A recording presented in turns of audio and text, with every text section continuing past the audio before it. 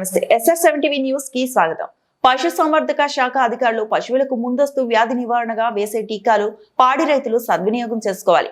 పశుసంవర్ధక శాఖ వైద్యాధికారి డాక్టర్ శ్వేత, అన్నమయ్య జిల్లా రామాపురం మండలం గువ్వల చెరువు పశు వైద్యాధికారి డాక్టర్ శ్వేత పాడి పరిశ్రమలో పాడి రైతులు తీసుకోవాల్సినటువంటి మెలకువల గురించి తెలియజేస్తూ, పాడి రైతులు చిన్న దూడ వయసు నుంచే వాటి ఆరోగ్యం పైన తగిన జాగ్రత్తలు తీసుకొని వాటి ఎదుగుదలకు తోడ్పడితే వాటి నుంచి అధిక లాభాలు పొందవచ్చునని, చిన్న వయసు దూడలకు నట్టల నివారణ మందు తప్పనిసరిగా వేయించాలని, నట్టల నివారణ మందు తాగిపించడం వల్ల ఏలిక పాములు లేకుండా పోయి దూడ ఆరోగ్యంగా ఉండి దూడ ఎదుగుదల బాగా పెరిగి 3 సంవత్సరాల లోపే ఎదుగు రావడం జరుగుతుందని, ఎదుగుదలకు వచ్చిన వెంటనే పశు వైద్యాధికారిని సంప్రదించి మేలు రకము దూడలు పుట్టడానికి ఎదసూదులు వేయించాలని, చూడి పశువుగా ఉన్నప్పుడు వాటికి సరైన ఆహారము ఆరోగ్యము ఉండే విధంగా చూసుకోవాలని, ఆవు ఆరోగ్యంగా ఉన్నప్పుడే ఆరోగ్యవంతమైన దూడలు పుట్టడం జరుగుతుందని, పాల శాతం వెన్న శాతం పెరగడానికి కాల్షియం టానిక్స్ ఎముకల పొడి లాంటివి క్రమం తప్పకుండా తాగిపించాలని అన్నారు. పశువులకు గాలికుంటు వ్యాధి నివారణగా పశుసంవర్ధక శాఖ నుంచి ఉచితంగా గాలికుంటు వ్యాధి టీకాలు వేయించడం జరుగుతుందని,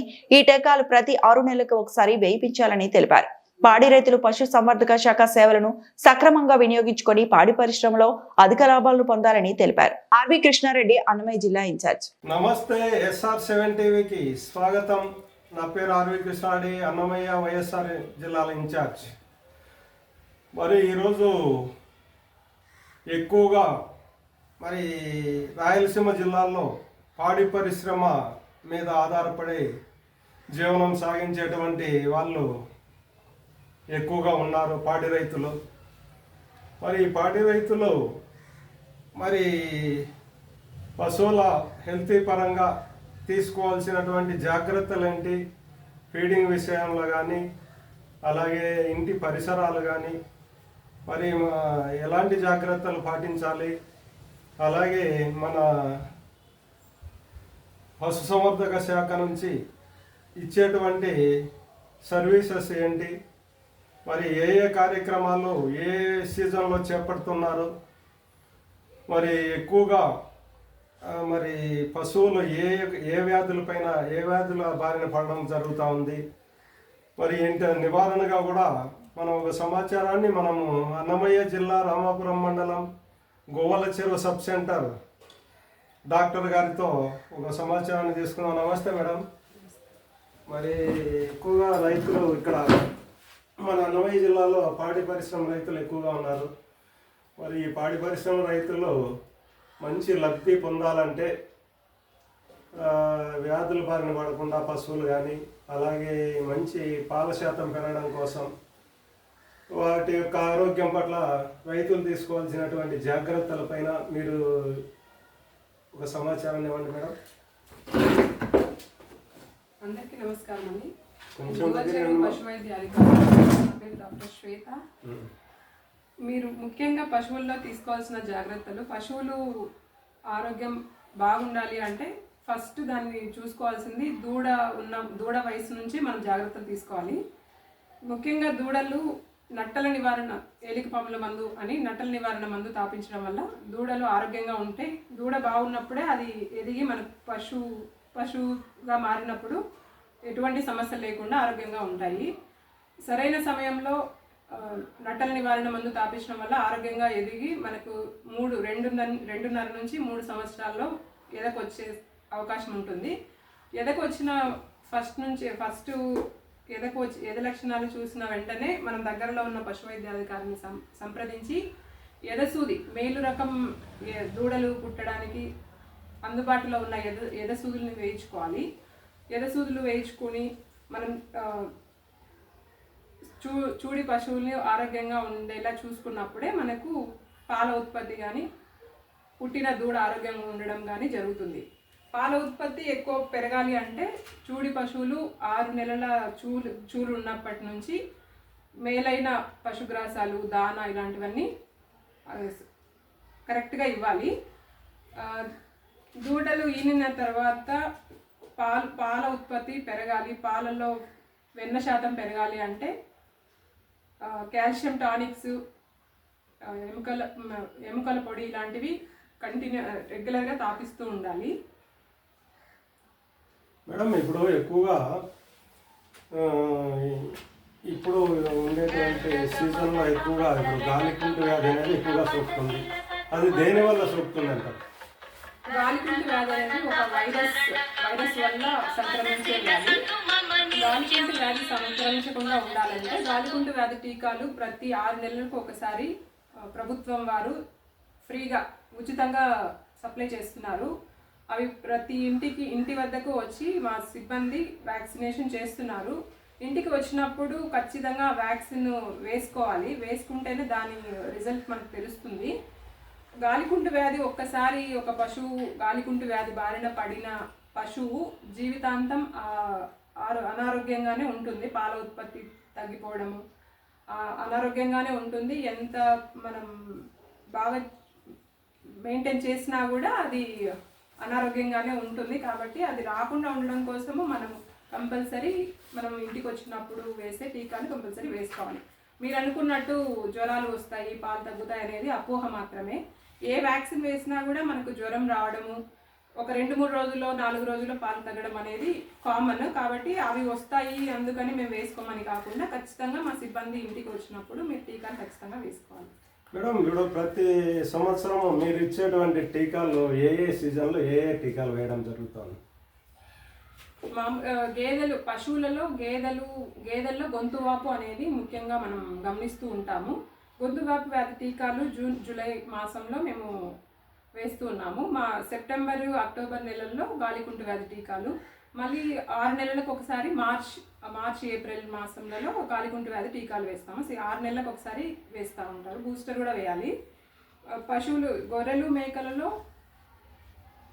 గొర్రెలు మేకల్లో పీపీఆర్ అంటే పారుడు రోగం అని చెప్తాము. ఎక్కువగా వచ్చేది పారుడు పీపీఆర్. అది మనము జూలై ఆగస్ట్ మాసంలో వేస్తాము. షీపాక్స్ గోడ్ పాక్స్ అని మనకు అమ్మవారు ఎలా ఉంటుందో గొర్రెల్లో షీపాక్స్, మేకల్లో గోడ్ పాక్స్ అని వస్తుంది. దానికి కూడా వ్యాక్సిన్ మనం జనవరి ఫిబ్రవరి ఆ మాసాల్లో వేస్తూ ఉంటాము. బ్లూ టంగ్ అని నీలి నాలుక వ్యాధి వస్తుంది. అది కూడా గొర్రెలలో ఎక్కువగా మనకు కనిపిస్తూ ఉంటుంది. గొర్రెలలో నీలి నాలుక వ్యాధి రాకుండా ఉండడానికి బ్లూ టంగ్ వ్యాక్సిన్ మనం నవంబర్ డిసెంబర్ మాసాలలో వేస్తూ ఉంటాము. కోళ్ళల్లో కూడా కొక్కెర వ్యాధి రాకుండా ఆర్డీ వ్యాక్సిన్ ఉంటుంది. ఫిబ్రవరి మార్చ్ ఆ నెలలలో కోళ్ళలో వ్యాధి రాకుండా కూడా వ్యాక్సిన్ వేస్తూ ఉంటాము. ఒకవేళ మీకు కోళ్ళు ఎక్కువ పెంచుకునే వాళ్ళు ఎవరైనా ఉంటే వ్యాక్సిన్ మీరైనా బయట ప్రైవేట్గా కూడా అందుబాటులో ఉంది. ఒకవేళ మీరు తెచ్చుకున్నా కూడా మేము సిబ్బందిని పంపించి వేయించగలము. సో వ్యాక్సినేషన్ అనేది కంపల్సరీ వేసుకుంటూ ఉంటేనే ఆ పశువు ఆరోగ్యంగా ఉండడానికి అవకాశం ఉంటుంది. మేడం, ఇప్పుడు ఇవి గొర్రెలు కానీ మేకలు కానీ పొట్టేళ్ళు కానీ ఇవి మాంసం శాతం ఎక్కువగా పెరగాలంటే వారు తీసుకోవాల్సినటువంటి జాగ్రత్తలు ఏంటి? గొర్రెలు మేకలు మనం ఎంత ఉన్నా కూడా ఇంటి దగ్గర కాకుండా బయటికి తోలి బయట మేపుతూ ఉంటారు. కాకపోతే బయట తిని వచ్చిన ఒకే ఒక గడ్డితోనూ తక్కువ పోషకాలు ఉన్న గడ్డి తినడం వల్ల బరువు పెరుగుదల అనేది అంత బాగుండదు. కాబట్టి మీరు సాయంత్రం వేళల్లో ఖచ్చితంగా రోజు ప్రతి పశువుకి ప్రతి గొర్రె మేకలకు కూడా దానా అందుబాటులో ఉంచితే బరువు బాగా పెరుగుతాయి. నట్టల నివారణ మందు 3 నెలలకు ఒకసారి ఖచ్చితంగా తాగిస్తూ ఉండాలి. ఎందుకంటే నట్టలు ఉండడం వల్ల మనకు గొర్రె ఎంత తిన్నా కూడా దానికి బరువు పెరగకపోవడానికి ఉంటుంది. కాబట్టి నట్టల నివారణ మందు ప్రతి 3 మాసాలకు ఒకసారి ఖచ్చితంగా తాపిస్తూ ఉండాలి. ప్రభుత్వం తరపున ప్రతి 6 నెలలకు ఒకసారి సంవత్సరానికి 2 సార్లు ఉచితంగా ప్రభుత్వం వారు పంపిణీ చేస్తున్నారు. అదే కాకుండా మీరు మళ్ళీ 3 నెలలకు ఒకసారి నట్టల నివారణ మందులు తాగించుకోవడం వల్ల కొంచెం బరువు అది ఆరోగ్యంగా ఉండి బరువు పెరగడానికి అవకాశం ఉంటుంది. మేడం, ఇప్పుడు మీ ప్రభుత్వం మీ పశుసంవర్ధక శాఖ నుంచి దానా కానీ వేరే ఇంకా గోకులం సెట్స్ కానీ ఇట్లాంటివన్నీ కూడా ఏముంటాయి మేడం బెనిఫిట్స్? ప్రభుత్వం తరపున ప్రస్తుతానికి మేము సెప్టెంబర్ అక్టోబర్ మాసాలలో 1 టన్ను మొక్కజొన్నలు జొన్న విత్తనాలు 75% సబ్సిడీ మీద సప్లై చేశాము. దానా కూడా సప్లై చేస్తుంది అంటున్నారు. 1 or 2 monthsలో దానా కూడా వస్తుంది. 50% రాయితీతో మన పశువులకి దానా కూడా గవర్నమెంట్ తరఫున వస్తుంది. మినీ గోకులం అని గోకులం షెడ్లు పశువులు ఆరోగ్యంగా ఉండాలి అంటే పశువులకి ముందు షెడ్ అంటే వర్షాలకి అట్లా తడవకుండా ఉండడం కోసము షెడ్ నిర్మాణం అనేది ముఖ్యమని భావించి Gokulam shed 90% 10% beneficiary contribution 90% government సబ్సిడీతో మినీ గోకులం షెడ్ కూడా ప్రభుత్వం తరపున కట్టిస్తున్నారు. సో ఎవరి అవసరానికి అనుగుణంగా పశువులు ఉన్న దాన్ని బట్టి మినీ గోకులం షెడ్ కూడా అందరికీ వచ్చేలా చూస్తున్నారు. మేడం, ఇప్పుడు ఈ పాలల్లో వెన్న శాతం పెరగాలంటే ఏ ఏ విధంగా మరి ఫీడింగ్ ఉండాలంటారు?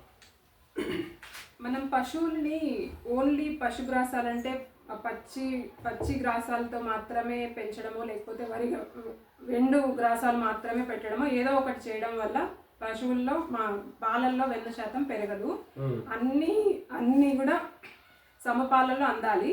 పశుగ్రాసాలు పచ్చవి, ఎండువి, దానా, ఎముకల పొడి, కాల్షియం టానిక్లు అన్నీ అందుబాటులో ఉంటే, మిశ్రమ దానా అన్నీ అందుబాటులో ఉంటేనే మనకు పాల ఉత్పత్తి కానీ పాలలో వెన్న శాతం కానీ పెరిగే అవకాశం ఉంటుంది. కాబట్టి ఏదో ఒకటి వేసి దాని కడుపు నింపడం వల్ల పాలలో వెన్న శాతం పెరగదు.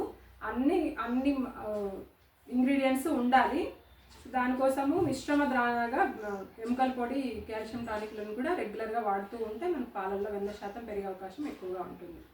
మేడం, ఇక్కడ పాడి రైతులు మాకు అన్ని మందులు కూడా అవైలబుల్గా లేవు ఇక్కడ గవర్నమెంట్ హాస్పిటల్లో అంటున్నారు. దీని మీద మీరేమంటారు? మందులు సరఫరా అవ్వడంలో ఆలస్యం జరుగుతూ ఉంది. అది మేము ఒప్పుకోవాల్సిన విషయము. దాదాపు 8 నెలలు అయింది మాకు మందులు సరఫరా అయ్యి. సో గవర్నమెంట్ త్వరలోనే మందులు సరఫరా చేస్తామన్నారు. నట్టల నివారణ మందును జనవరి 17వ తేదీ నుంచి మనం అందుబాటులో తీసుకొస్తాము. ప్రతి ఇంటికి మా సిబ్బంది వచ్చి అన్ని పశువులకి నట్టల నివారణ మందు ఇస్తారు. మిగతా మందులు కూడా త్వరలోనే పంపిస్తామని గవర్నమెంట్ వారు తెలియజేస్తారు. మేడం, ఇప్పుడు చివరిగా మీరు పాడి రైతులకు మంచి దాంట్లో సరైన లాభసాటి పొందాలంటే మీరు ఇచ్చేటువంటి సందేశం ఏంటి చివరిగా? పశువుల్ని ఎద లక్షణాలు గమనించిన వెంటనే ఎదసుదులు వేపించి నాణ్యమైన వీర్యం వేయడం వల్ల మంచి దూడలు పుట్టే అవకాశం ఉంటుంది. ఇప్పుడు అందుబాటులో SSS సెమెన్ అని చెప్పి సెక్స్ సార్టెడ్ సెమెన్ అంటే ఓన్లీ ఫీమేల్ ఆడ దూడలు మాత్రమే పుట్టే వీర్యం కూడా అందుబాటులో ఉండడం వల్ల అందరూ అది అవకాశాన్ని సద్వినియోగం చేసుకొని ఆ వీర్యం సరైన టైంలో వేయించుకుంటే మంచి దూడలు పుట్టే అవకాశం ఉంటుంది. అన్నట్టు calcium mineral mixture, calcium tonics ఇవి తాపడం వల్ల పాల ఉత్పత్తి, పాలలో వెన్న శాతం కూడా పెరుగుతుంది. పొదుగువాపు వ్యాధి కూడా మనం ఎక్కువగా గమనించే ఒక ఇబ్బంది పశువులలో. అది రాకుండా ఉండాలంటే పశువులు పెంచే పరిసరాలు పరిశుభ్రంగా ఉంచుకోవాలి. పశువులు ఆరోగ్యమైన మంచి వాతావరణంలో ఉన్నప్పుడు మాత్రమే ఆరోగ్యంగా ఉండి మనకు పాల ఉత్పత్తి, పాలలో వెన్న శాతం పెరుగుతాయి. గొర్రెలు, మేకలు కూడా మనం బయట మేపే ఒక్క పశుగ్రాసాలతోనే కాకుండా దానా కూడా మనము అందుబాటులో ఉంచడం వల్ల వాటి బరువు పెరిగి మనకు ఆదాయం అనేది పెరిగే అవకాశం ఉంటుంది. కోళ్ళల్లో కూడా వ్యాక్సిన్లు అవి రెగ్యులర్గా వేసుకుంటూ ఉండాలి. ఏదైనా ప్రాబ్లం ఉన్నప్పుడు దగ్గరలో ఉన్న హాస్పిటల్ని పశు వైద్యాధికారి వద్దకు వచ్చి మీ సమస్యలు అడిగి తెలుసుకుంటే వాటిని తొందరగా మనం తగ్గించుకునే అవకాశం ఉంటుంది.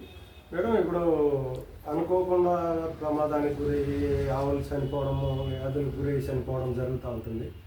వాటికి ఏదైనా మన పశుసంవర్ధక శాఖ నుంచి ఏదైనా బీమా సౌకర్యాలు ఉన్నాయా మేడం?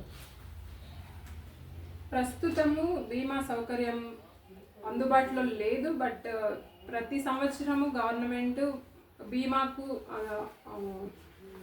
సమయం కేటాయించినప్పుడు మేము దగ్గరలో ఉన్న పశు వైద్యాధికారితో మీరు అందుబాటులో ఉన్నప్పుడు వాళ్ళు చెప్పే సలహాలు అవి వింటూ ఉంటే వాళ్ళు ఇన్సూరెన్స్ అంటే బీమా చేసే అవకాశం ఉన్నప్పుడు వాళ్ళు తెలియజేసిన వెంటనే మీరు రెస్పాండ్ అయ్యి మీ ప్రతి పశువుకి చెవి పోగు కొట్టించుకొని బీమా చేయించుకుంటే ఏదన్నా నష్టం జరిగినప్పుడు గవర్నమెంట్ ఇచ్చే అవకాశం ఉంటుంది. కానీ ప్రస్తుతానికైతే లేవు.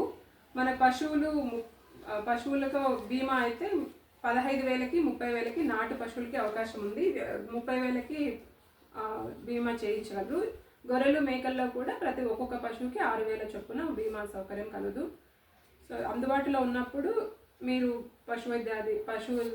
పశువైద్యాధికారితో సంప్రదించి చేయించుకోగలరు. Okay madam, thank you madam.